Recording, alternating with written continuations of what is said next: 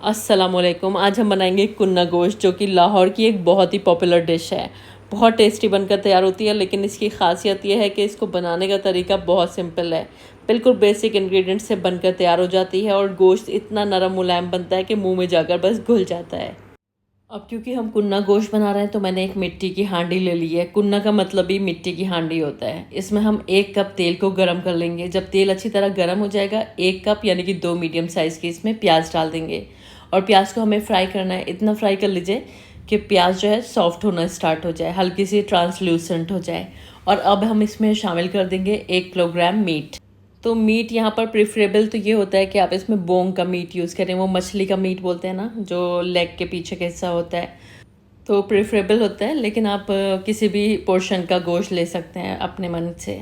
अब यहाँ पर हमें थोड़ा सा गोश्त को भून लेना है। इतना भून लीजिए कि थोड़ा ऑफ वाइट हो जाए। 4-5 मिनट हाई फ्लेम पर भून लीजिएगा। और जब इस तरह से थोड़ा सा ऑफ वाइट होने लगेगा गोश्त, तो हम इसमें शामिल कर देंगे 2 टेबल स्पून लहसुन और अदरक का पेस्ट। और 2-3 मिनट के लिए लहसुन अदरक के साथ भी हमें इसकी भुनाई कर लेनी है। चलिए, जब तक यहाँ पर गोश्त भुन रहा है, आप मुझे बताइए आप मेरी वीडियो कहाँ से वॉच कर रहे हैं, ताकि मैं आप सभी का शुक्रिया अदा कर सकूँ। तो यहाँ पर अदरक लहसुन के साथ भी मैंने भून लिया गोश्त को। अब हम इसमें शामिल कर देंगे 2 टीस्पून नमक।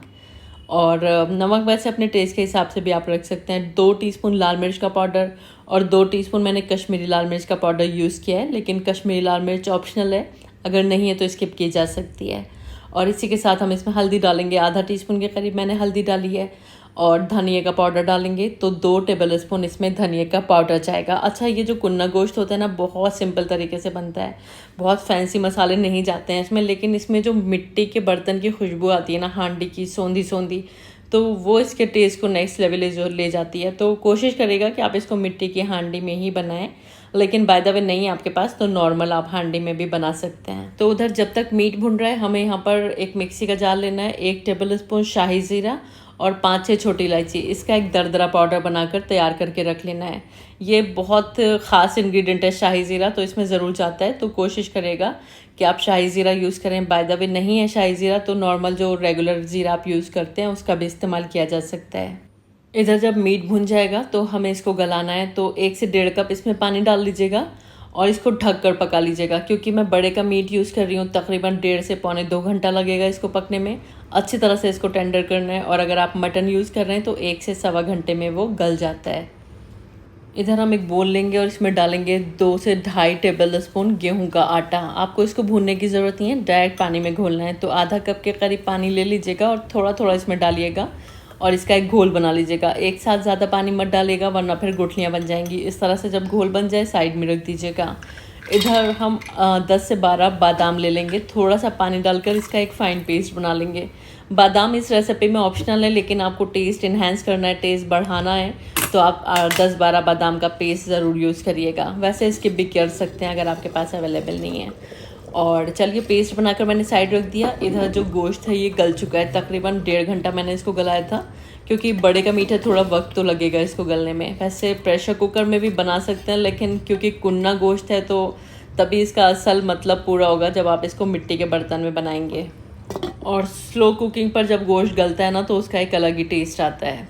तो मैं आपको यही रिकमेंड करूँगी, कोशिश करें कि आप इसको मिट्टी के बर्तन में ही बनाएं। चलिए, गोश्त गल गया था। मैंने ढककर 2-3 मिनट ऐसे ही गैस ऑफ करके इसको छोड़ दिया था, ताकि तेल ऊपर आ जाए। अक्सर ऐसा होता है ना, तेल ऊपर नहीं आता है, तो ये एक बहुत आसान तरीका होता है। गैस ऑफ करके थोड़ा सा आप ढक्कन ढक के छोड़ दीजिए इसको 7-8 मिनट के लिए, तो तेल बहुत आसानी से ऊपर आ जाता है। फिर आप इसको निकाल सकते हैं। तेल इस टाइम पर निकालना ज़रूरी है, क्योंकि हम गेहूँ का आटा वगैरह डालेंगे ना, तो सारा तेल डिसअपियर हो जाएगा। तो जितना तेल आप निकाल पाए उतना निकाल लीजिएगा। इधर जो खुशबूदार आपने मसाला बनाया ना, शाही ज़ीरे और छोटी इलायची का, वो आपको इसमें शामिल कर देना है और अच्छी तरह से इसको मिलाना है। और अब इसमें ग्रेवी लगा लेंगे। तो 2 कप मैं इसमें बॉइलिंग हॉट पानी डाल रही हूँ। एकदम गर्म पानी डालिएगा। ठंडा भी डाल सकते हैं, लेकिन फिर आपको उसको उबालना पड़ेगा। कुकिंग प्रोसेस स्लो हो जाएगा। तो पहले से उबला पानी डालकर अगर आप बना कर रखते हैं ना उबाल कर, तो आपकी कुकिंग भी फास्ट हो जाती है और कुकिंग प्रोसेस रुकता भी नहीं है। चलिए, मैंने 2 कप पानी डाला। जब पानी में खूब अच्छी तरह से उबाल आ गई, तो मैंने जो गेहूं की स्लरी बनाई थी ना, गेहूं के आटे की, वो मैंने डाल दी। और बादाम का पेस्ट, दोनों को एक साथ डाल देना है। बस अच्छी तरह से इसको मिलाना है और खूब अच्छी तरह से उबाल आने के बाद इसको ढक देना है। और लो फ्लेम पर तकरीबन 8 से 10 मिनट और पका लीजिएगा। खूब अच्छी तरह से दम हो जाना चाहिए। तो फ्लेम लोएस्ट रखनी है और 8 से 10 मिनट पकाना है आपको इसको। तो यहाँ पर लो फ्लेम पर मैंने पका लिया इसको और यहाँ देखिए बेहतरीन हमारा कुन्ना गोश्त तैयार है। अब क्या करेंगे, इसमें हम तेल जो हमने निकाल के रखा था ना तीरा, वो डाल देना है। तो थोड़ा सा बचा लीजिएगा, अपनी डाइनिंग टेबल पर रख लीजिएगा उसको, जिसको रिक्वायरमेंट है ऊपर से डाल सकता है। बाकी का आपको सभी हांडी में डाल देना है। गैस ऑफ कर देनी है और इसमें हरे धनिया के पत्ते, जूलियन कटी हुई अदरक और हरी मिर्च शामिल कर दीजिएगा। बस इसको एक मिक्स दीजिएगा और बस बेहतरीन कुन्ना गोश्त तैयार है आपका। इतनी सौंधी इसमें खुशबू आ रही होती है और टेस्ट भी इसका एकदम नेक्स्ट लेवल होता है। तो बहुत टेस्टी सी डिश है। बनाने का तरीका भी बहुत सिंपल है, आपने देखा कितने बेसिक इंग्रेडिएंट से बन जाता है और आउटकम अमेजिंग होती है, बेहतरीन बनता है। मतलब जो खाना शुरू करता है उसके लिए हाथ रोकना मुश्किल हो जाता है। इररेजिस्टिबल सी डिश है ये। तो एक बार इस मेथड से आप कुन्ना गोश्त बनाएं और मुझे ज़रूर बताएं आपकी ये डिश कैसी बनी। मुझे पूरी उम्मीद है आपको बेहद पसंद आएगी। आप इसको रोटी, नान, बटर नान, कुलचे वगैरह के साथ सर्व करिए। स्टीम्ड राइस के साथ भी ये अच्छा लगता है। तो बस रेसिपी को ट्राई करने के बाद मुझे ज़रूर बताइएगा आपकी डिश कैसी बनी। मुझे हमेशा आपके फीडबैक्स का इंतज़ार रहता है। बस जाते जाते वीडियो को लाइक कर दीजिएगा, फैमिली और फ्रेंड्स के साथ शेयर कर दीजिएगा। चैनल पर पहली बार आए तो प्लीज़ बिना सब्सक्राइब के मत जाइएगा। वीडियो देखने का बहुत बहुत शुक्रिया। अल्लाह हाफिज़।